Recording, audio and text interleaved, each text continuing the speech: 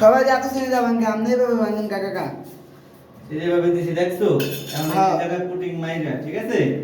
এই জালিটা যেভাবে সুন্দর করে দিবা তোমার আর কি কোনো সেট হবে না আর সবাই এত শ্রেণীতে ভাঙলে কি এটা তোমার চেষ্টা হয়ে যায় ঠিক আছে এই কারণে এভাবে মেশিং দিয়া সুন্দরভাবে দিলে সুন্দর হয় ঠিক আছে